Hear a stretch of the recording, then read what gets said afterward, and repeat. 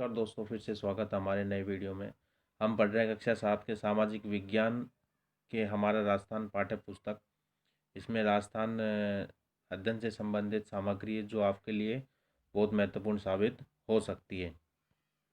आइए अब हम शुरुआत करते हैं। देखिए, हमने कल पढ़ लिया था, जो पिछला वीडियो था हमारा, राजस्थान में कृषि विपणन, और इसमें मैंने 2 क्वेश्चन पूछे थे वीडियो के अंत में। और क्वेश्चन हमारे ये थे। पहला क्वेश्चन ये था, कृषि विपणन बोर्ड मदद करता है। कृषि विपणन बोर्ड मदद करता है, किसकी करता है? और उसका राइट आंसर है किसान की। और सेकंड क्वेश्चन ये था, कृषि उपज मंडी में मध्यस्थों से वसूला जाता है। क्या वसूला जाता है? और उसका राइट आंसर है लाइसेंस शुल्क। अब हम बात करते हैं पाठ 5 की, राजस्थान में व्यापार। देखिए, आप जानते हैं कि राजस्थान जो है कृषि प्रधान राज्य है, और यहाँ कृषि के साथ साथ पर्यटन भी एक प्रमुख उद्योग है। और क्योंकि राजस्थान खनिज संपदाओं में संपन्न होने के कारण यहाँ खनिज से संबंधित व्यवसाय भी काफ़ी अधिक होते हैं। अब बात करते हैं कृषि आधारित उद्योग की। देखिए, कृषि आधारित उद्योगों को हमने 2 भागों में विभक्त कर लिया है। एक तो वृहत उद्योग, जिसको हम बड़े उद्योग भी कह सकते हैं, और दूसरा है लघु और कुटीर उद्योग, यानी छोटे उद्योग। कृषि आधारित बड़े उद्योग कौन कौन से हैं? राजस्थान में कृषि आधारित बड़े उद्योगों में मुख्यतः सूती वस्त्र उद्योग तथा चीनी या शक्कर उद्योग सम्मिलित हैं। सूती वस्त्र उद्योग राजस्थान का प्राचीन, परंपरागत, संगठित एवं सर्वाधिक रोजगार देने वाला सबसे बड़ा कृषि आधारित उद्योग है। ठीक है, तो यानी 2 बड़े उद्योग हुए। एक तो सूती वस्त्र उद्योग, क्योंकि जो धागा वगैरह बनाने के लिए हमें कपास की आवश्यकता होती है, वो कृषि से प्राप्त होता है। और दूसरा है चीनी उद्योग, जो कि गन्ने से उत्पन्न की जाती है चीनी। ठीक है, और गन्ने हमें कृषि से ही प्राप्त होता है। और जो सूती उद्योग है, इसके लिए कपास की खेती की जाती है। जब कपास पक जाती है तो उसके बीज से अलग रोए निकाल लिए जाते हैं, और रुई की छोटी छोटी गुच्छी बनाकर चरखे पर काती जाती है, जिससे सूत के धागे प्राप्त होते हैं। और इन धागों को रंग कर नए धागे बनाए जाते हैं, जिससे कपड़ा बाद में मशीनों के माध्यम से बनाया जाता है।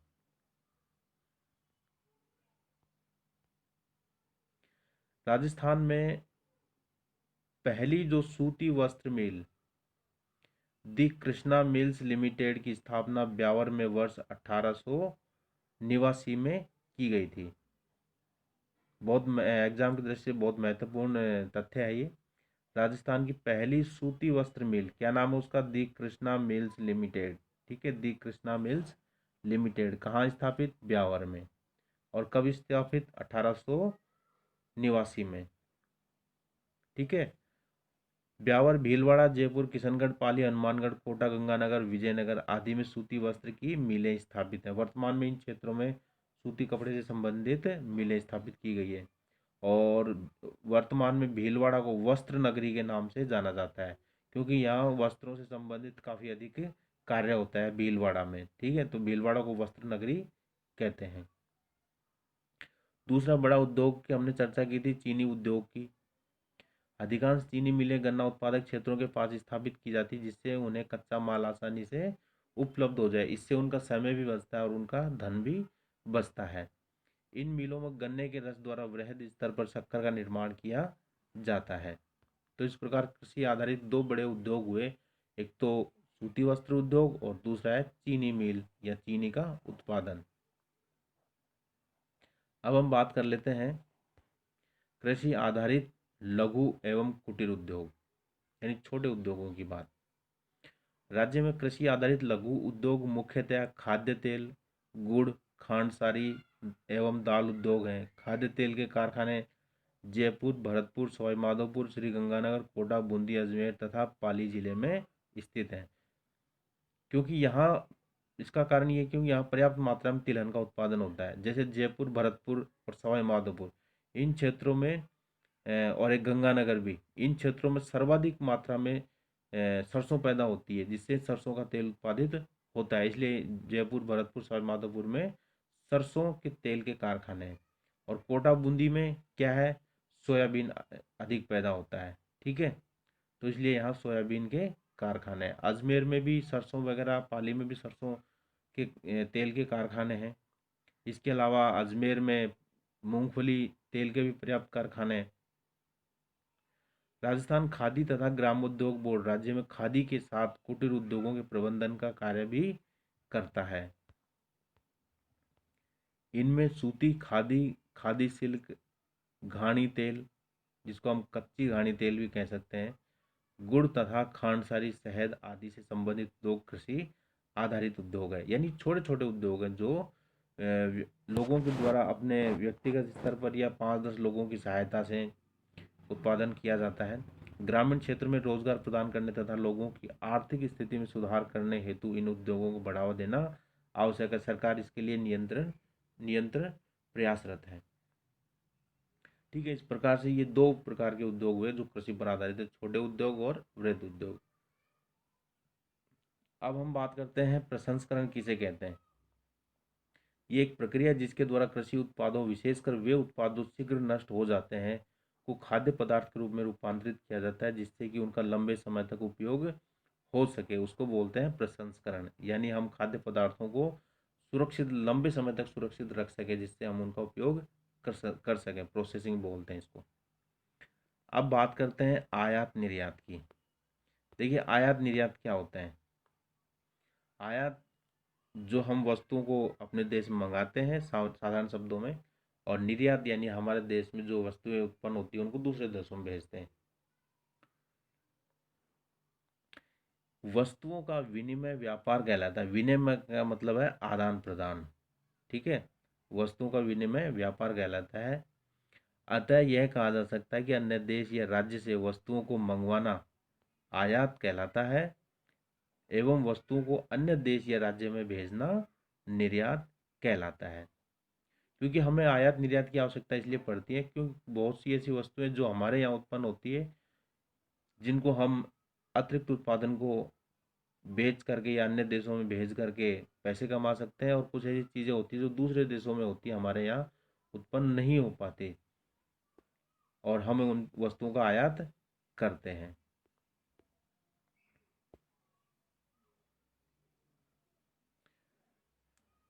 हमारे राज्य में जो वस्तुएं उत्पादित होती हैं, चाहे वो कृषि उत्पाद हो, वन उत्पाद हो या औद्योगिक उत्पादन, राज्य में एक जगह से दूसरी जगह भेजी जाती हैं। जब व्यापार, एक राज्य का अन्य राज्य से व्यापार हो, तो वह अंतर्राज्यीय व्यापार कहलाता है। यानी एक राज्य, जैसे मान लीजिए राजस्थान से आप कोई वस्तु दूसरे राज्य में भेज रहे हैं। ठीक है, दूसरा राज्य कुछ भी राज्य हो सकता है, पश्चिम बंगाल हो सकता है, झारखंड हो सकता है, उत्तर प्रदेश हो सकता है। तो ये जो आदान प्रदान किया, इसको हम बोलते हैं अंतर्राज्यीय व्यापार। यानी 2 राज्यों के बीच में जो व्यापार हो रहा है, जब यह व्यापार एक देश या अन्य देश के साथ होता है तो इसे अंतर्राष्ट्रीय व्यापार कहते हैं। अंतर्राष्ट्रीय व्यापार यानी हम भारत देश से, मान लीजिए अमेरिका में सूती वस्त्रों का निर्यात कर रहे हैं, या अमेरिका से कुछ मशीनों के कल पुर्जे आयात कर रहे हैं, तो यानी एक देश से दूसरे देश में वस्तुओं को हम भेज रहे हैं और ला रहे हैं, इनको बोलते हैं अंतर्राष्ट्रीय व्यापार। राजस्थान सरसों एवं ग्वार, अजवाइन, धनिया, मेथी, इसबगोल, ऊन के उत्पादन में अग्रणी है। जीरा व मोटे अनाज, सोयाबीन, दालों तथा तिलहन, सब्जियों, लहसुन, संतरे व दूध के उत्पादन में भी राज्य का प्रमुख योगदान है। यानी इन वस्तुओं के उत्पादन में राजस्थान पर्याप्त उत्पादन करता है। इनमें से कई वस्तुओं को इसी रूप में व कुछ को प्रसंस्कृत रूप में राज्य से बाहर भेजा जाता है। फल, सब्जी, डेयरी उत्पाद का प्रसंस्करण किया जाता है, जिससे आप पैकेट बंद भोजन, पेय पदार्थों के रूप में उपयोग कर सकते हैं। जैसे डेयरी प्रोडक्ट जो होते हैं, ठीक है, इनको प्रसंस्कृत करके, प्रोसेसिंग इनका अच्छे तरीके से करके, जैसे छाछ इत्यादि बना करके, या दूध के रूप में पॉलीथीन में पैक करके, पॉली पैक होकर के एक राज्य से दूसरे राज्य में भी भेज सकते हैं, जिससे आसानी से उनका परिवहन हो जाता है पॉली पैक करने से, और वे लंबे समय तक सुरक्षित भी रहते हैं, वो खराब नहीं होते हैं। राज्य में मुख्य रूप से जवार, बाजरा, तिलहन, कच्चा सूत, खली, संगमरमर और पत्थर पत्थर से तात्पर्य इमारती पत्थर, बांस, सरसों का तेल, निर्मित सूत राजस्थान से निर्यात किए जाते हैं। इन वस्तुओं का शुद्ध रूप से आपूर्ति करता है, जबकि चावल, मिट्टी के तेल, खनिज तेल, बिजली के सामान, मशीनरी, परिवहन उपकरणों आदि का आयात किया जाता है। ठीक है, यानी हम निर्यात करने में जो कुछ कृषि उत्पाद हैं जैसे ज्वार, बाजरा, तिलहन, सूत, और कुछ ऐसे उत्पाद हैं जैसे संगमरमर है, पत्थर है, इमारती पत्थर, जैसे सिलेटी पत्थर अलवर ज़िले में निकाला जाता है, संगमरमर राजसमंद में, नागौर में यहाँ से निकाला जाता है, पाली ज़िले में निकाला जाता है। ठीक है, यहाँ का जो इमारती पत्थर है हम दूसरे राज्यों में भेजते हैं, उनसे आय प्राप्त होती है राज्य को। और कुछ ऐसी वस्तुएं जो हम नहीं बना पाते हैं, हमारे कम उत्पादित होती हैं, जैसे चावल है।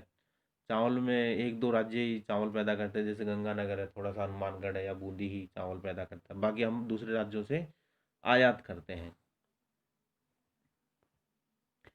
राज्य में कई वस्तुएं दूसरे देशों को भी निर्यात की जाती है। ठीक है, जैसे कपड़ा, ज्वारात, आभूषण, संगमरमर, पत्थर, ग्रेनाइट, अभ्रक पत्थर की वस्तुएं, ऊन एवं ऊनी कपड़े, रासायनिक एवं संबद्ध उत्पाद, हस्तशिल्प, चमड़ा, चर्म उत्पाद, तैयार वस्त्र, अभियांत्रिकी, कृषि एवं खाद्य उत्पाद, दरिया, कालीन, इलेक्ट्रॉनिक्स और कंप्यूटर सॉफ्टवेयर आदि सम्मिलित हैं।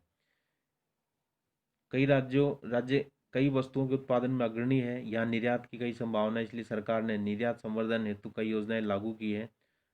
ठीक है, और उनमें राज्य स्तरीय पुरस्कार योजना के तहत श्रेष्ठ 35 निर्यातकों को पुरस्कृत किया जाता है।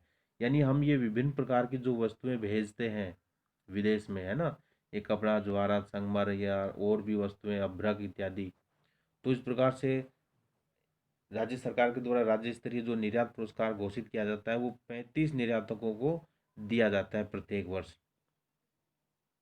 निर्यात प्रोत्साहन प्रक्रिया तथा दस्तावेजीकरण पर प्रशिक्षण कार्यक्रम के तहत उद्यमियों को अपना निर्यात व्यापार प्रारंभ करने के लिए 2 दिवसीय प्रशिक्षण भी दिया जाता है। यानी राज्य सरकारें इनको क्या करती हैं, इनको प्रशिक्षण भी देती है कि वो अपना व्यापार अच्छे तरीके से चला सके, कि वस्तु कैसे पैक करें, कैसे भेजें, कैसे कागज़ तैयार करें, क्योंकि विदेश में भेज रहे हो आप। इसके अतिरिक्त राज्य सरकार ने कृषि प्रसंस्करण, कृषि व्यवसाय एवं कृषि निर्यात प्रोत्साहन नीति 2019 का निर्माण किया है। ठीक है, कृषि प्रसंस्करण, कृषि व्यवसाय, कृषि निर्यात प्रोत्साहन नीति 2019 का निर्माण किया है। कब नीति निर्मित की गई? 2019 में। जो राज्य में कृषि प्रसंस्करण, कृषि व्यवसाय व कृषि उत्पादों का निर्यात संभावनाओं को तलाश करके उन अवसरों का लाभ उठाने के प्रावधान करती है। यह नीति राज्य में कृषि उत्पादों को निर्यात हेतु व्यवसायियों को प्रोत्साहन